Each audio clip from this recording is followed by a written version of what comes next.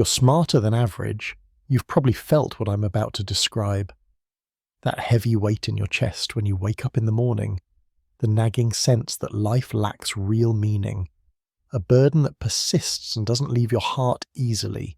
You see things others consciously or unconsciously ignore, and this makes you feel profoundly unhappy and isolated. Friedrich Nietzsche, one of the most brilliant minds who ever lived, suffered from clinical depression for entire decades, and he believed this mental illness was directly connected to his deeper intellect and ability to see reality without filters. It wasn't coincidental at all. We begin this journey with a fundamental question. How is it possible that intelligence and brilliance bring such deep pain, anxiety, and loneliness? What exactly happens inside the mind of someone who sees the world differently, more deeply, more penetratingly than others? In the next 15 minutes, we'll explore these complex questions together. We'll learn how Nietzsche faced this enormous challenge of his existence, and, most critically important, what specific things you can do today so this difficult knowledge you carry doesn't destroy you. Before we continue, let me tell you something that might surprise you and give you a different perspective. At just 24 years old, young Nietzsche became the youngest professor of philology in the entire history of the renowned University of Basel, globally recognized as a genius who influenced and continues to influence all modern Western philosophy and thought. Yet even then, in the brightest moments of his academic career, he wrote to close friends with desperation. I live in constant melancholy and darkness. Each passing day is an endless struggle just to find the strength to get out of my bed. How the hell does someone with such powerful intellect, such success and recognition, simultaneously feel such heavy loneliness, sadness, and emptiness in their daily life? Have you ever felt like a stranger inside your own mind? Like you're desperately trying to speak a language that no one else around you can or wants to understand? If your answer is yes, then know that you're not alone in this world. Look carefully around you, and you'll notice a paradoxical phenomenon. The happiest and most relaxed people you know and encounter daily are usually the simplest in thought and perception. They live in the moment without overthinking, don't give complex explanations for everything, believe what they're told without excessive questioning, and generally live carefree. You, however, see beyond the simple surface of things. You feel deeply the arbitrariness and randomness that exists in life, the emptiness hidden by many social filters we all use, the mask we wear daily to get through another day without being criticized or standing out. This deep awareness and insight can be incredibly lonely and alienate you from the rest of the world. In the summer of 1882, Nietzsche wrote one of the most famous and controversial phrases in the history of philosophy. God is dead, and we have killed him. A statement that shocked his era and continues to provoke intense discussions and misinterpretations. But the real essence of this phrase doesn't concern any literal death of a deity. Instead, it concerns the loss and collapse of traditional absolute meaning that for centuries supported human existence and societies. Nietzsche had realized that traditional religious and moral principles, that for thousands of years gave people stable orientation and meaning, had lost their power for those who could think critically and deeply. Science, philosophy, and logic had eroded the foundations of blind faith.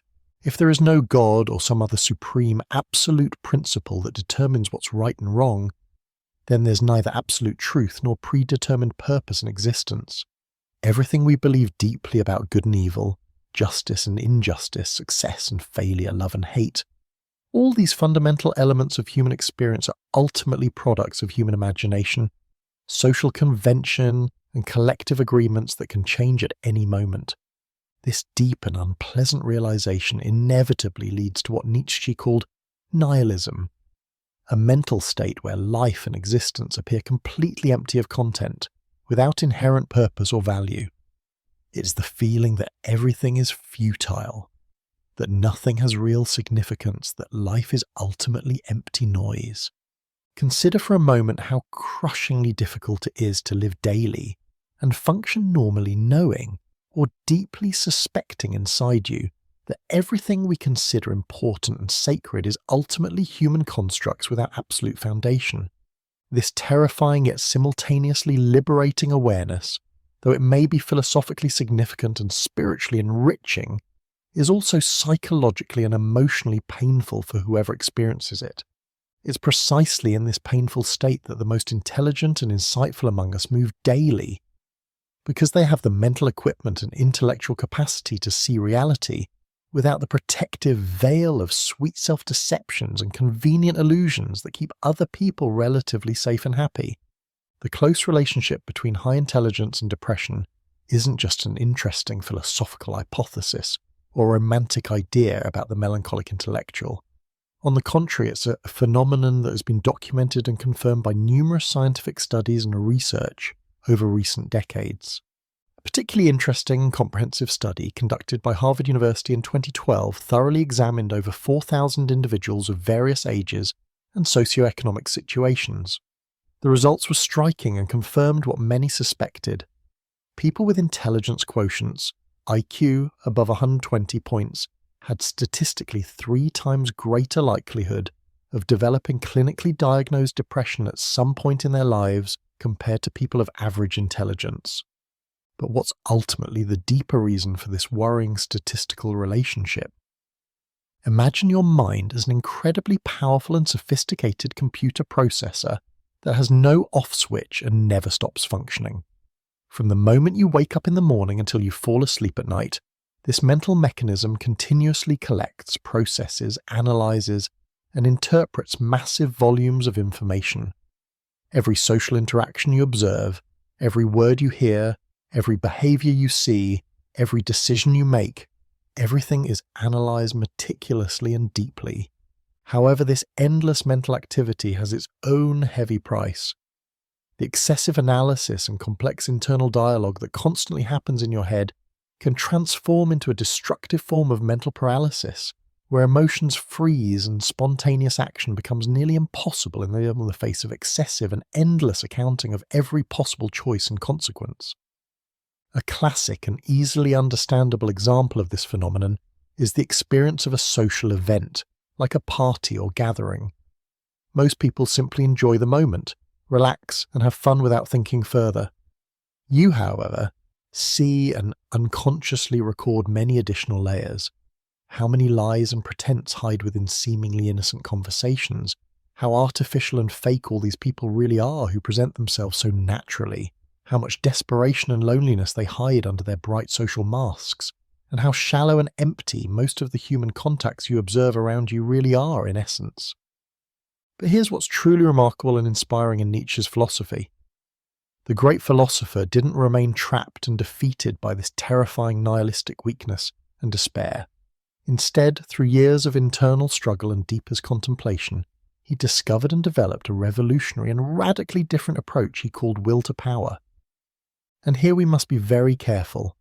Nietzsche wasn't talking at all about traditional barbaric power over other people, control or oppression. Instead, he meant something much deeper, more personal, and more liberating. The internal power and ability to create yourself, from nothing and with your own will, your personal meaning, your own values, and your own purpose in life. His famous phrase, "If there's no God to give ready-made meaning to life, then I will become the God of my own existence," summarizes the real depth and essence of this philosophical approach. This radical idea led Nietzsche to create one of his most famous and misunderstood concepts, the Übermensch, the so-called overman or Superman. And here again we must clarify that this isn't some superhero or supernatural being from comics or science fiction movies.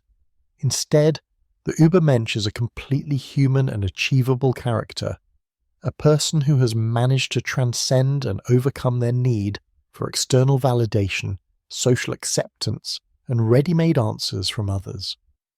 Nietzsche's overman has specific characteristics, creates their own moral values instead of passively accepting those imposed by society, transforms pain and difficulty into internal strength and knowledge, embraces life's uncertainty and randomness instead of fearing it, and above all lives authentically without false masks.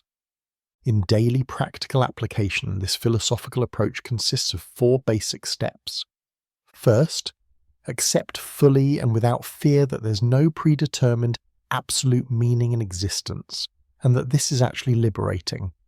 Second, take full responsibility for creating your own personal value system without waiting for others to tell you what's important. Third, live daily and consistently according to these self-created values, even if it means you'll be different from others. Fourth, transform the inevitable isolation that your insight brings into creative energy and innovative actions. As Nietzsche characteristically wrote, "What does not kill me makes me inevitably stronger." A statement that doesn't refer to physical endurance, but to psychological autonomy, internal strength, and spiritual independence.